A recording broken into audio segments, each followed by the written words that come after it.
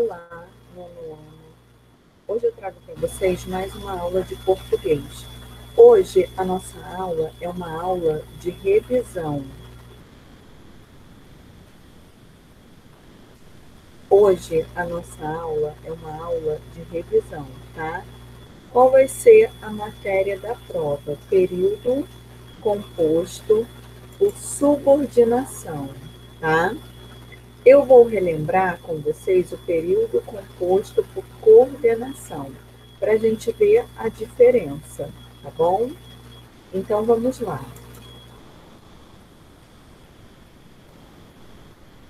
O período composto por subordinação é aquele cujas as orações dependem sintaticamente uma da outra para que façam sentido, tá? É o contrário do que acontece com o período composto por coordenação, em que as orações independem em termos sintáticos, tá? Vamos ver exemplos? O período composto por subordinação, o nome já diz, são períodos subordinados, tá?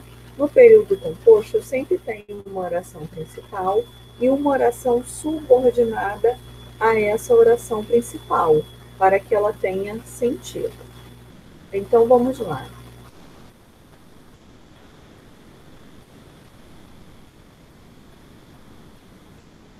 Aqui, ó. Compare.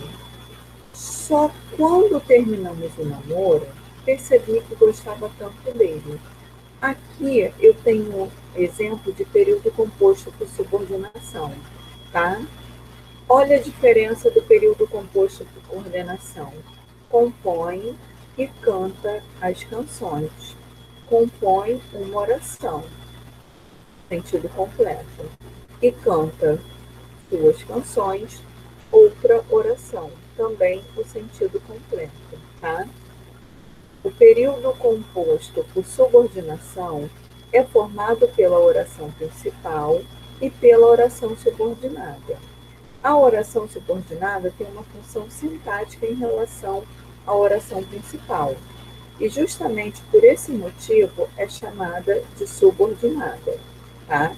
Então vamos ver mais exemplos.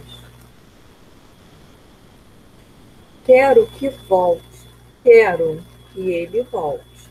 Se eu falo apenas quero, vocês não vão entender, então tem que haver um complemento. Toda essa oração subordinada vai completar o sentido da oração principal. Quero é a oração principal e ele volte é a oração subordinada. Não sei dizer para onde ele foi. Não sei dizer é a oração principal e para onde ele foi é a oração subordinada. Logo, em ambos os exemplos, os períodos são compostos por subordinação, tá?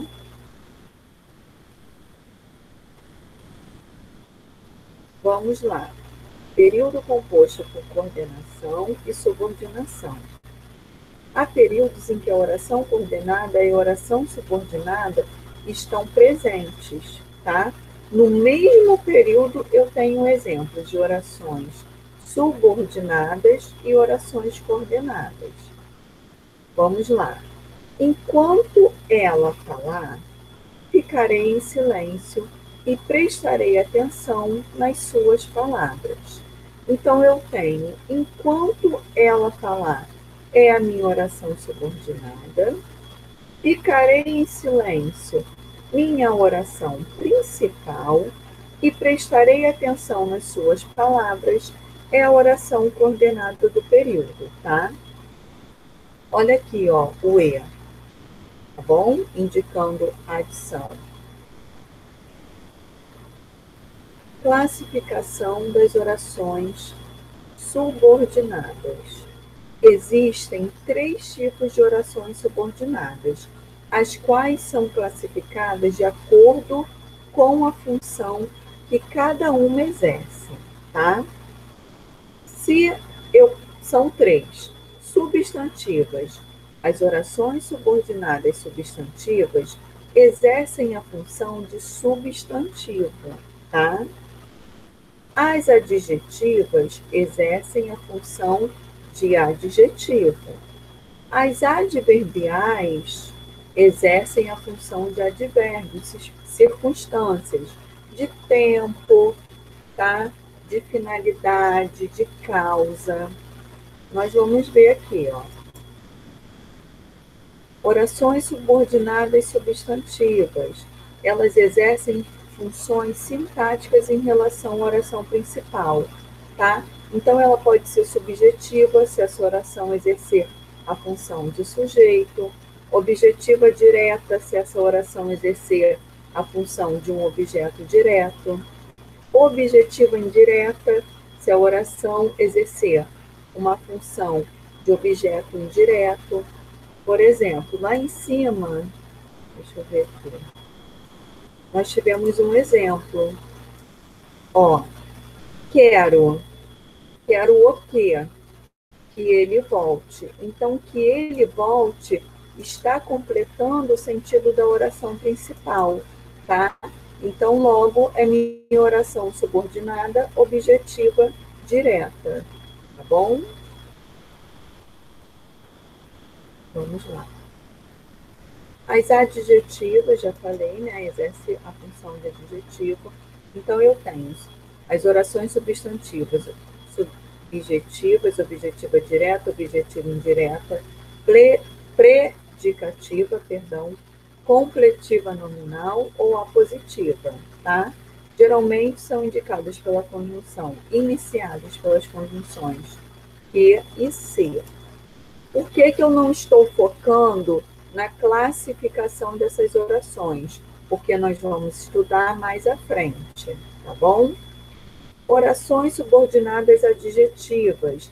Elas podem ser explicativas, quando elas vão colocar, acrescentar a essa oração uma explicação, ou restritiva, quando elas forem restringir, tá? Explicativa, explicam ou esclarecem algo acerca da oração principal, tá? As orações explicativas sempre aparecem entre vírgulas. Na Ásia, que é o maior continente do mundo, há 11 fusos horários. Percebam que é o maior continente do mundo, esclarece algo acerca da oração principal, tá? Na Ásia, há 11 fusos horários.